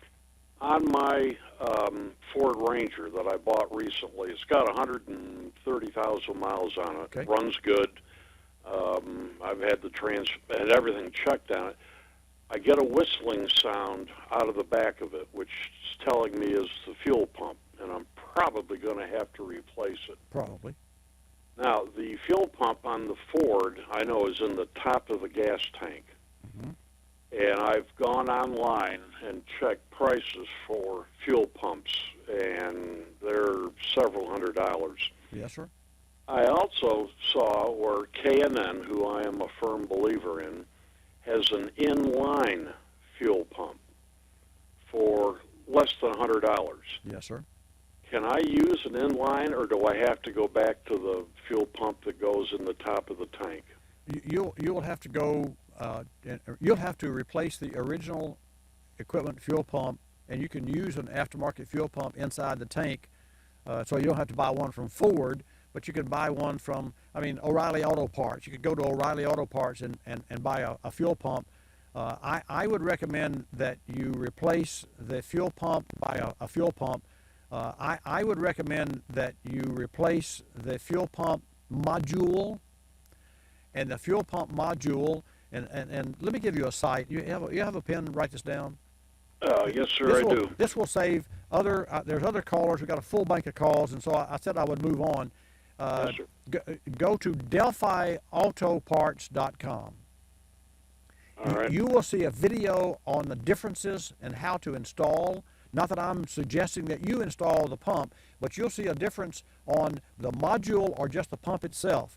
Because you've got a vehicle with 100,000+ miles, you can replace just the fuel pump. I would not recommend that because the labor to do so is the same whether you replace the pump or the module, and the module includes the gauge and the hoses and the filter, and it's one plug-and-play unit, and I highly recommend a Delphi module for your vehicle. I highly recommend that. That product works, and the quality, it's Delphi quality, and Delphi knows the DNA of all these manufacturers because they make parts for more than 25 manufacturers. So go to DelphiAutoparts.com, look at their tips and videos. I've actually been impressed, and it takes a lot to impress me because I've been there and done that. When I say it takes a lot, I don't want to see a lot to impress me because I've been there and done that. When I say it takes a lot, I don't want to see a demonstration of, now we take this screw out and put this screw. I want to see real-world demonstrations, and they offer that. So do that and do replace it. Do not install an aftermarket inline pump. That is made for a different purpose and will defeat what you're trying to accomplish, and that is to keep that vehicle healthy over a long, extended period of time. Yes, sir. I want the module. Is that what you're saying? You do. Okay. Bobby, I appreciate it. You, my friend, are most welcome. I appreciate your confidence in me, and I appreciate your questioning about everything from fuel pumps to ethanol, and I share with you what I practice, what I share on air 24/7, 365 on all my cars. And to that end, just outside this door, I have a 1980 model Porsche, a 1980 model with E10, and this car is not driven, and yet I can walk out right now and fire it up because it's kept in perfect form all the time. John, thank you. I'm going to come back to Mike and Robert and Thomas and Bill. Folks, we're going to rock and roll the last quarter of today's broadcast. I'm Bobby Likis, calling all technicians with 20 facts about ethanol. Some say ethanol causes phase separation, separation of gasoline and water in your tank, which can cause. Some say ethanol causes phase separation, separation of gasoline and water in your tank, which can cause corrosion. But here's the fact. Zero ethanol or all hydrocarbon gasoline can suspend about 0.15 teaspoons of water before it separates. E10, gasoline with 10% ethanol, can suspend about 4 teaspoons. That's over 26 times more. And contrary to popular belief, it's difficult, if not nearly impossible, to absorb enough water from the atmosphere to induce phase separation. At 70 degrees Fahrenheit and 70% relative humidity, to saturate a gallon of all hydrocarbon gasoline would take several months, and much longer for an E10 blend. I'm Bobby Likis, calling all technicians with 20 facts about ethanol. Brought to you by the Renewable Fuels Association. Drive to ethanolrfa.org. You're listening to Bobby Likis Car Clinic. You can call them used. You can call them previously driven. You can call them anything you want. The point is somebody, maybe even a dozen somebodies, owned the car before you did. And before you put down your hard-earned dollars for the car, you deserve to know exactly where it's been. Get a vehicle history report from Carfax.com. They'll give you the real history of any used car. Visit CARFAX.com or ask your dealer for a Carfax report. Don't buy a used car without Carfax. I, Dennis Walker, pledge a report. Don't buy a used car without Carfax. I, Dennis Walker, pledge allegiance to the roof. I know it'll be clean. I know it will be comfortable. And I know that if the phone rings when I'm in the shower, I can just let it ring. For I have voicemail. Red Roof Inn, one room, under budget, with free cable and local calls for all. 98% of Red Roof guests are so satisfied with their visit, they plan to come back. Now that's not just loyalty, that's allegiance. For reservations, call 800-RED-ROOF. We're a land of cynics. We don't believe anything anymore. You know why? Because we've been told we've won $1 million, that it's new and improved, that it slices and dices, that our favorite singer is still alive, that we'll be prosecuted if we cut off the tags, and of course that everything is backed with a 100% money-back guarantee. So when we hear the words customer service, we don't believe it.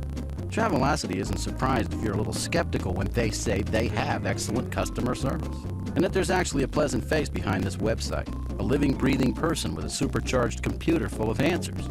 Someone who's willing to help when you get lost, and most of all, someone that will actually pick up the phone when you call with a question or a concern.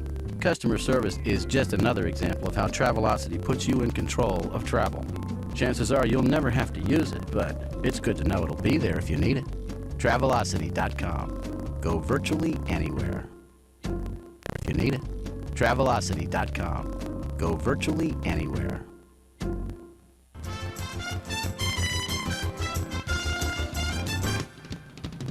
And now back to Bobby Likis Car Clinic and your host, Bobby Likis. And welcome back to this segment of Bobby Likis Car Clinic. We're going to go back to the phones right directly to Mike in New York. Mike, welcome to Bobby Likis Car Clinic. Thanks for holding. Thanks for taking my call. You're welcome, sir. I'm calling to see if I could help out the guy with the 2002 Monte Carlo. Oh, wait, the one that just quits? Yeah, his car just quits phoning. I have a 2002 Impala with the same price, same engine, 3.8. Right. And 3 years ago, I had the same thing going on, and I also started chasing fuel like you did. Come to find out it was a mass airflow sensor. And I was 100 miles away from home when I discovered if I unplugged it, the car would run fine. And I'm probably on my fourth one since then because I didn't want to buy a $300 one from General Motors. I bought some used ones and aftermarket ones, but that sucker to this day will do the same thing once in a while. And when I know what it is, I just unplug it and deal with it. And it'll wreak havoc. I've been just like him. It'll stall. It was stalling left and right. It would sit for a while. It'd start again, and that's what it was. So you drive around. You drive around with when it's unplugged. You drive around. You drive around. You drive around when it's unplugged. You drive around with a check engine light on. Then. Exactly, but I was 100 miles away from home. Oh yeah. Oh okay. Oh, I got you. I understand.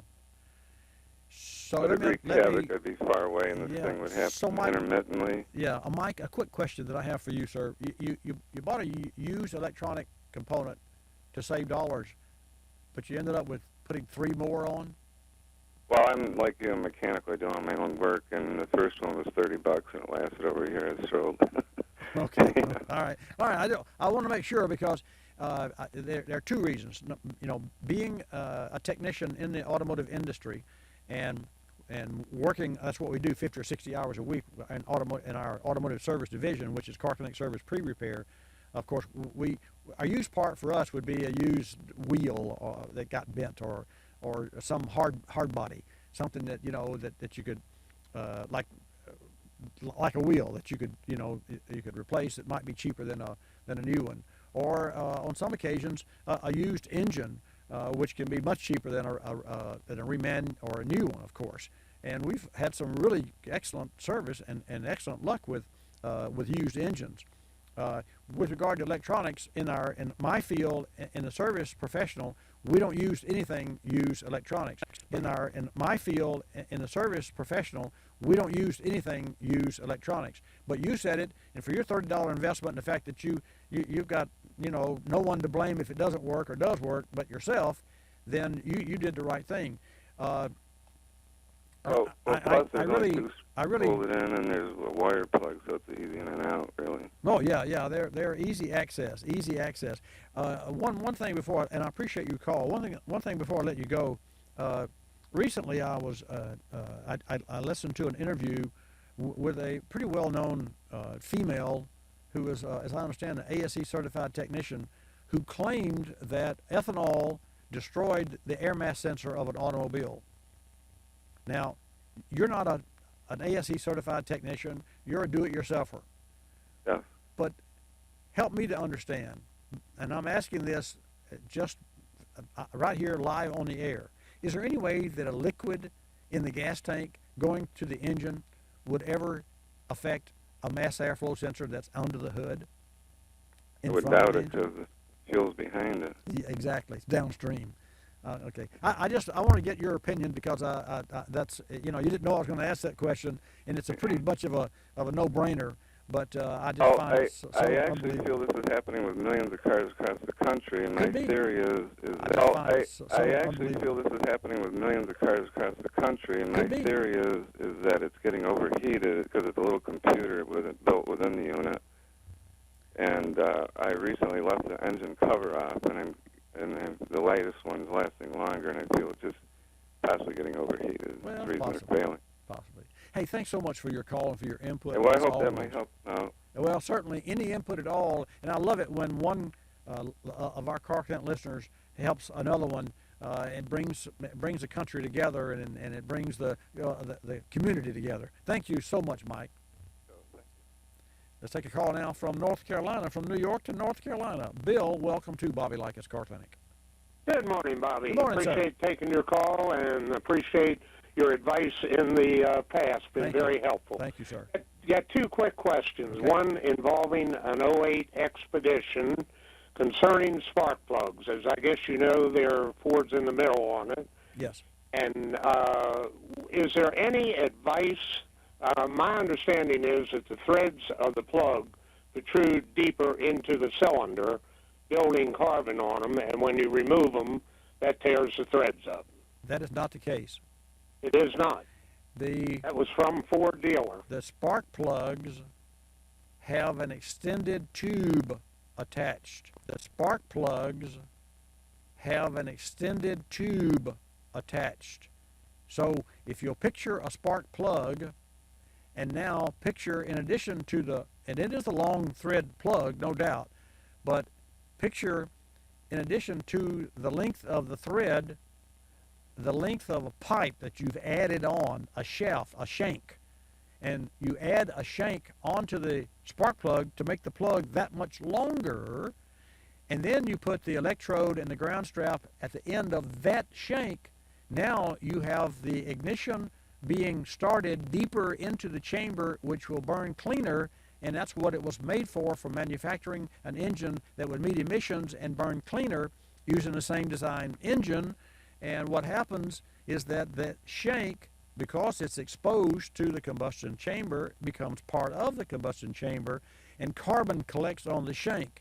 When you unscrew the plug, which is also can be a little bit tricky because it does have long threads. When you unscrew the plug, it's rather squeaky and hard to unscrew, but you don't know that if that shank it has to shave off all of the carbon, or it will dislodge from the spark plug, and that's what happens. It does, and it breaks off, and it stays into the combustion chamber, and that's what happens. It does, and it breaks off, and it stays into the combustion chamber, as well as some of the spark plug, because it lodges on the way out. The only way that you can successfully, the only way that we in the business have successfully solved this problem with our customers is we get the vehicle in the night before, and we decarbonize the engine the night before, and then we do not finish the decarbonization of the engine. We leave it wet, and we put the engine to bed with this decarbonizing agent wet, so that it dissolves and softens all of the combustion particles that are built up in the chamber, which include the shank of the plug. The next day we turn the plug an eighth of a turn, or 2 minutes of an hour, just enough to make it to say you've turned it, and then we fill it with lubricant and let it soak and thaw, and then we turn it back to the right and then to the left, and then ever so slowly. And for a technician to do this takes time.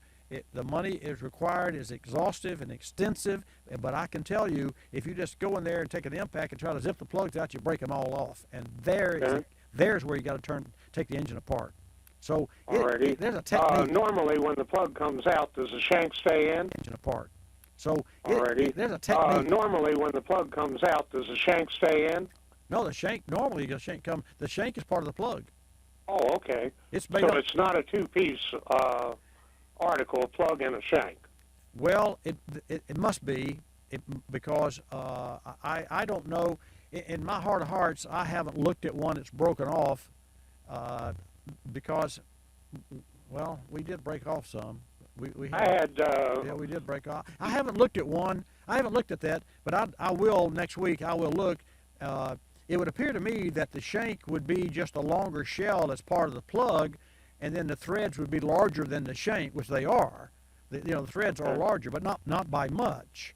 So I'm going to say that the shank may well be part of the plug, but it's a thin wall shank. So even if it wasn't crimped on or welded on, it's going to break off because that's the weakest point. I see. I remember years ago in the business, and I was in it on the V10. They had a lot of problem, and we used to put a helicoil. Oh, yeah. After the plug, if the threads tore up. Helicoils are great. I love helicoils, and I've had absolute 100% success with helicoils. However, with the animal that you drive, there are 2 spark plugs you can't even see back under the cowl of the hood, because that engine drive. There are 2 spark plugs you can't even see back under the cowl of the hood, because that engine is so deeply buried under the hood of that vehicle. Yeah, I understand you'll lose your religion taking those out. One other question on it. Is there any preventive? This car's only got 10,000 miles. No, Ford suggests them to change out at 50,000. I would change plugs at 60,000. Okay. Because it's just as precarious a situation at 60, at 30 or 40 or 50 as it is at 60. See, we have people coming here with 100,000 miles, and the plug goes bad, and you're forced to do it, and that's real. Right. So, is there any additive or fuel that would prevent carbon more so? Shell V-Power Nitro Plus Premium Gasoline has 5 times the mandated amount of cleaner in it that the EPA mandates that Tier 1 level gasoline includes. Right. I would love to use it, but we don't have a station up in the mountains here within 50 miles. Well, then where I would just, when you get close to the day that you're going to have that procedure performed, I would call around several shops and ask them if they're familiar with that, if they ever had one to break off, and if they're familiar with that, and then I'd reach back out to me, and I will put you in contact with my ASE certified technician, Johnny Bars. He's got it down pat. He knows the tricks. Okay, one other certified technician, Johnny Bars. He's got it down pat. He knows the tricks. Okay, one other quick question, so I don't take other people's time. On a motorhome, on a diesel, yes, sir, changing the fuel filters, is there a chance of getting them airlocked? Sure. Is it advisable to fill them with fuel on new ones before you put them back on? I'm not familiar whether it's a gravity fed or not. It's not a gravity fed. I don't think it would be by an airlock. I think that you might encounter some problems. They're more than likely a canister filter. Are they not, or are they? Well, one of them is. Well, if it's a the canister, other two are the regular, like an oil filter. Well, I would definitely put as much diesel fuel in a diesel fuel filter before I put it back on its mount as possible, just to be on the safe side, because air and diesel and you know, you can compress air, but you can't compress liquid. So then my answer is I would put as much diesel fuel as possible and just being extra care around lubricating the O-rings and those sorts of things. Hey, Bill, thank you so much for your call and your confidence in me. Thank you, Bobby. You're welcome, sir. We'll take a quick question from Robert in Nebraska. Robert, and then we're going to Thomas next after Robert. We just lost Thomas. That's too bad. Robert, welcome to Bobby Likis Car Clinic. Thomas, feel free to call back in. I think that's too bad. Robert, welcome to Bobby Likis Car Clinic. Thomas, feel free to call back in. I think we accidentally dislodged you. So, Robert, welcome to Bobby Likis Car Clinic. Good morning, Bobby. Good morning, sir. I have kind of a peculiar situation with cars. I have a wheelchair accessible van, yes, sir. In which I use 85%. And I also run a couple of foreign cars. I run a 2001 911 Porsche, and then I've got a 2000 BMW 528. But I'm concerned with whether or not, now I have been burning E10 and E15 in this Porsche, and I experienced no detonation at all.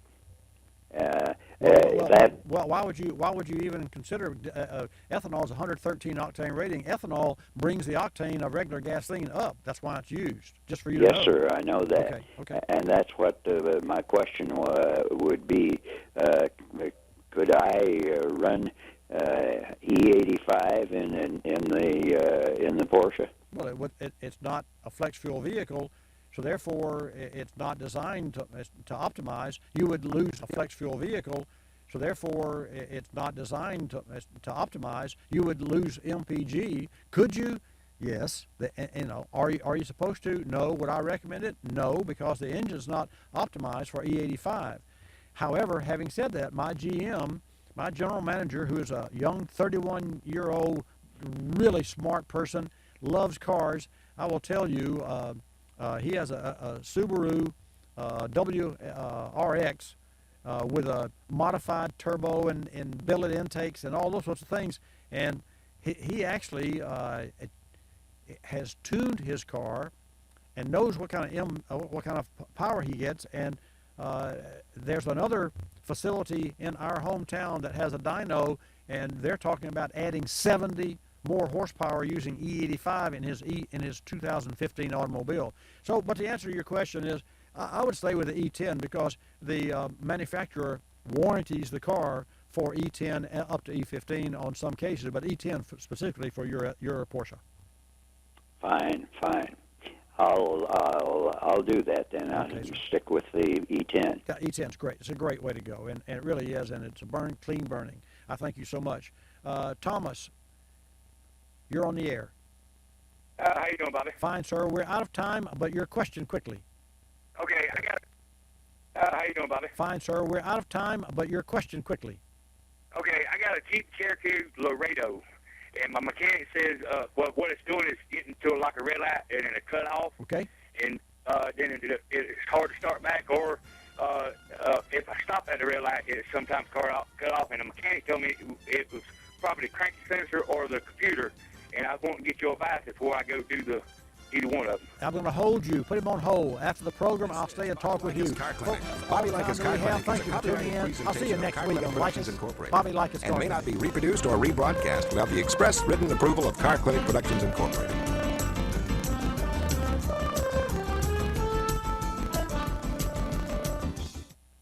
Your life demands a tire that provides durability, comfort, and performance, and that's what General Tire delivers for you. From the all-season grip of the Grabber UHP to the comfort and on-road manners of the Grabber HTS to the durability and off-road traction of the Grabber AT2, General has a tire that will help get you where you need to go. So let us take you on the next big adventure. Tweet us photos at General Tire, hashtag anywhere is possible. Because with General Tire, anywhere is possible. Not all brake hardware is the same. Carlson controls the design, engineering, and manufacturing for all their brake hardware for proper fit and performance. Carlson's state-of-the-art tools, equipment, and for all their brake hardware for proper fit and performance. Carlson's state-of-the-art tools, equipment, and processes enable them to create quality parts with consistent curves, bends, and angles that meet even the tightest tolerances and specifications. Why risk your brake job with inferior brake hardware that may not fit or perform properly? Eliminate the risk by asking for Carlson quality brake hardware kits for every brake job.